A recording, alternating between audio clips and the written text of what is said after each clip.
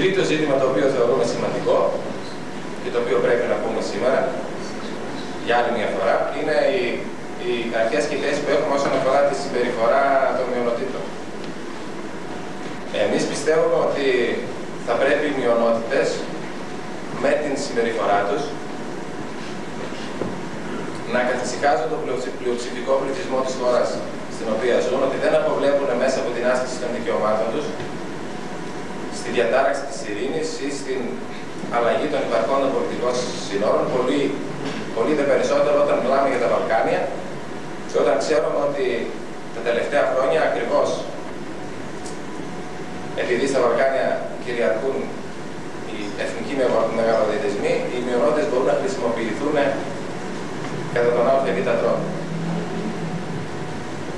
Γι' αυτόν ακριβώς τον λόγο πιστεύουμε ότι πρέπει να είναι η συμπεριφορά τους τέτοια που όχι μόνο να καθησυχάζει, αλλά ίσα-ίσα θα πρέπει και τα μέλη της μειονότητας να εμβαθύνουν τις σχέσεις τους με την κυρίαρχη εθνική ομάδα ή και με τις άλλες εθνικές ή πολιτιστικές ομάδες που ζουν στη χώρα στην οποία είναι πολίτες. Αυτά τα λίγα σε σχέση με τις αρχές και τις θέσεις που έχουμε. Και κλείνοντας, θα ήθελα να πω ότι θεωρώ ιδιαίτερα σημαντικό το ότι σήμερα μιλάμε στην Αθήνα. Είναι ίσως μια ιστορική στιγμή αυτή. Και ελπίζω στο μέλλον να έχουμε τη δυνατότητα να μιλάμε συχνότερα και να ακουγόμαστε περισσότερο από τα μέσα μαζικής ενημέρωσης. Ευχαριστώ.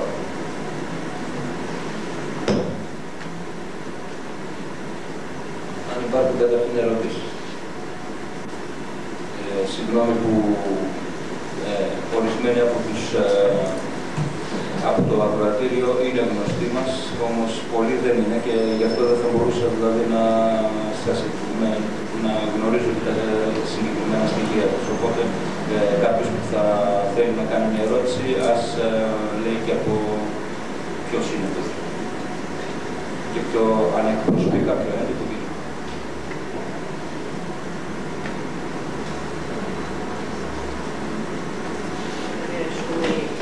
Πέρα από την ιστορική σημασία που έχει για σας αυτή η συνέντευξη τύπου, τι νεότερο τονίζετε? Βρίσκετε την ευκαιρία να μας μιλήσετε για την επιστολή που έστειλαν στις 3 Μαΐου η Ευρωπαϊκή Ένωση, αυτή η τέταρτη Ευρωπαϊκή Δύναμη στο Ευρωπαϊκό Κοινοβούλιο, και μας λέτε επίσης και τη συμμετοχή σας σε αυτήν την ένωση ως παρατηρητές. Τι νεότερο έχετε πάνω σε αυτό? Μήπως δεν το καταλαβαίνω? Αν έχετε κάτι καινούργιο σημερινό, κάποια παρεμβολή, κάποια...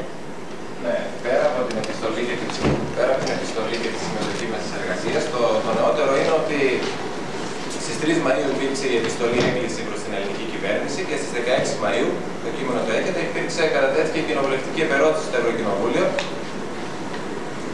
για το ζήτημα του σεβασμού και της κατοχύρωσης των γλωσσικών δικαιωμάτων της μακεδονικής μειονότητας στην Ελλάδα. Αυτό όσον αφορά την είδηση αυτή καθ' αυτή.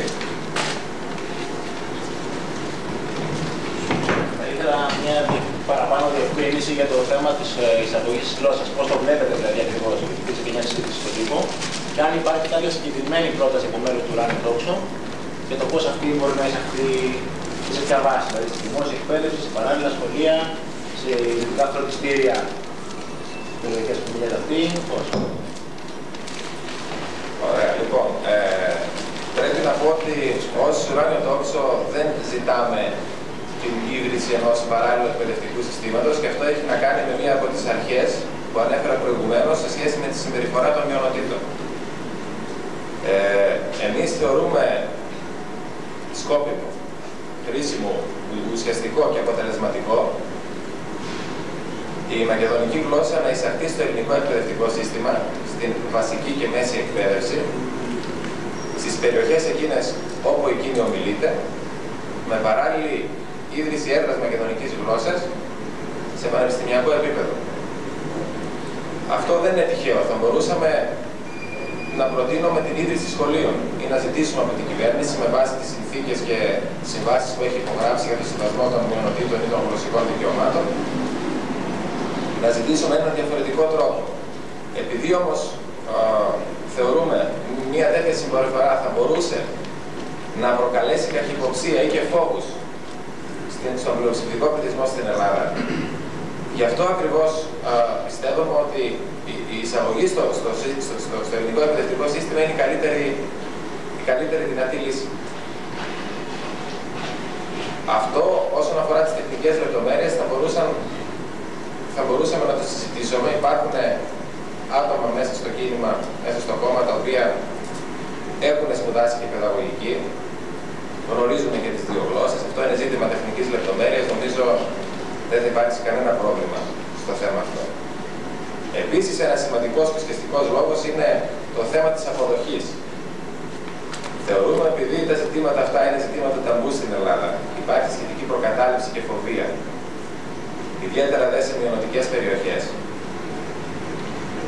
Η εισαγωγή στο ελληνικό εκπαιδευτικό σύστημα θα λειτουργήσει θετικά και προς τη μία κατεύθυνση και προς την άλλη. Δηλαδή, και όσον αφορά τους μειωνοτικούς πληθυσμούς, αλλά και όσον αφορά την πλειοψηφία. Πολύ πιο εύκολα θα γίνει αποδεκτό και θα περάσει τόσο στην πλειοψηφία όσο και στην μειοψηφία μέσα από έναν τέτοιο τρόπο η αναγνώριση και η διδασκαλία της γλώσσας, από ότι με κάποια παράλληλα σχολεία ή με την μεμονωμένη πρωτοβουλία από τη μεριά μας να ιδρύσουμε ιδιωτικά φροντιστήρια. Αυτό θα μπορούσαμε να το κάνουμε.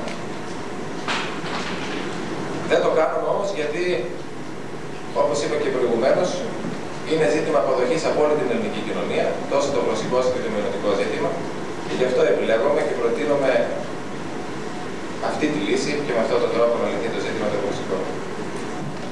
Ως προς την εισαγωγή της μακεδονικής γλώσσας στα σχολεία, για ποια γλώσσα μιλάτε?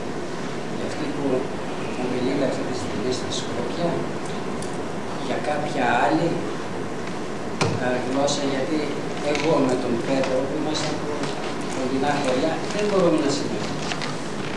Δεν μιλάμε την ίδια γλώσσα. Για ποια γλώσσα εσείς ακριβώς μιλάτε? Και επειδή είπατε ότι υπάρχουν άνθρωποι οι οποίοι γνωρίζουν και την μια γλώσσα και την άλλη. Γνωρίζει αυτά που γνωρίζω εγώ ή γνωρίζω εγώ αυτά που γνωρίζει αυτός. Πώς βοηθήσει τα vida? Ωραία, και να πούμε και μερικά πράγματα για αυτό το θέμα. Όταν μιλάμε για την μακεδονική γλώσσα, μιλάμε για την μακεδονική λογοτεχνική γλώσσα όπως αυτή διδάσκεται σήμερα στη Δημοκρατία της Μακεδονίας. Αυτή όμως δεν την καταλαβαίνω εγώ. Και είναι πάρα πολύ φυσιολογικό να μην την καταλαβαίνετε. Όπως δεν την καταλάβαινε και εγώ. Μα είναι φτιαχτή γλώσσα τώρα, δεν την καταλαβαίνει ούτε εγώ. Δεν υπάρχει καμία λογοτεχνική γλώσσα που να μην είναι φτιαχτή. Όταν μιλάμε για εθνική γλώσσα, μιλάμε για εθνικό κράτος. Μιλάμε για έθνος κράτος. Οι εθνικές γλώσσες είναι αποτέλεσμα της ίδρυσης των εθνικών κρατών και αυτές εξελίχθηκαν και αναπτύχθηκαν όπως ακριβώς εξελίχθηκαν και αναπτύχθηκαν τα εθνικά κράτη. Να σας πω μερικά παραδείγματα. Στην Ιταλία, όταν καθιερώθηκε επίσημη γλώσσα αυτή η σημερινή Ιταλική, μιλούσαν μόνο το 2% του πληθυσμού. Μέσα από το σχολείο και την εκπαίδευση καθιερώθηκε η σημερινή Ιταλική γλώσσα, η λογοτεχνική επίσημη γλώσσα της Ιταλίας. Στη Γαλλία, αυτή που καθιερώθηκε ως επίσημη γαλλική γλώσσα, λογοτεχνική, στην οποία γράψαν οι ποιητές, οι διαλογούμενοι και οι υπόλοιποι Γάλλοι, ήταν οι διάλεκτες των Παρισίων. Θέλω να πω με άλλα λόγια ότι αν δεν υπάρξει ένα εθνικό κέντρο, δεν μπορεί να αναπτυχθεί μια εθνική λογοτεχνική γλώσσα. Αυτό γνωρίζουμε εμείς, εξ όσων γνωρίζουμε για τα έθνη κράτη και για την εξέλιξη από αυτά που έχουν τόσο στον